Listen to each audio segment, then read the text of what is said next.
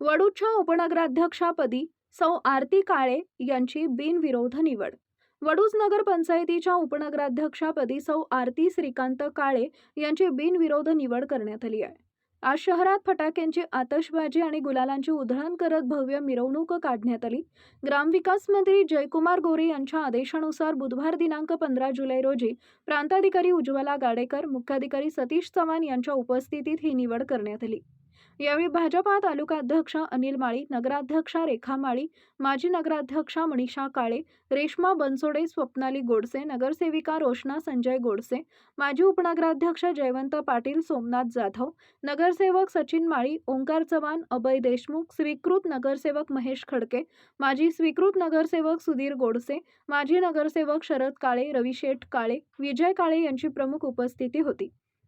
वडूज नगरीचे माजी सरपंच लोकनेते स्वर्गीय रावसाहेब सीताराम काळे यांच्या सूनबाई तर युवा नेते श्रीकांत काळे यांच्या सुविद्य पत्नी आरती काळे यांची उपनगराध्यक्षपदी निवड झाल्यानंतर पुन्हा एकदा रावसाहेब काळे यांच्या कुटुंबाचा वारसा पुढे सुरूच राहिला असल्याचं मत राजकीय जाणकारांनी व्यक्त केलंय।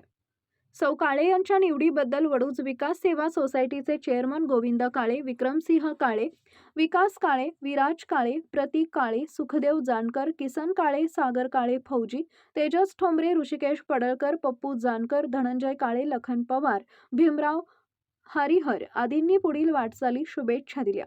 या निवडीनंतर बोलताना उपनगराध्यक्ष आरती श्रीकांत काळे म्हणाल्या की ग्रामविकास मंत्री जयकुमार गोरे व सोनियाताई गोरे यांच्यामुळेच आज वडूज नगरपंचायतीच्या उपनगराध्यक्षपदी मला संधी मिळाली।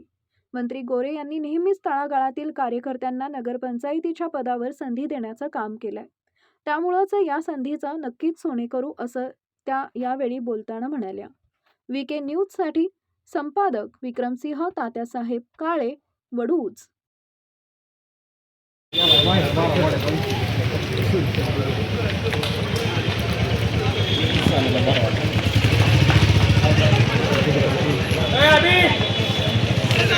अरे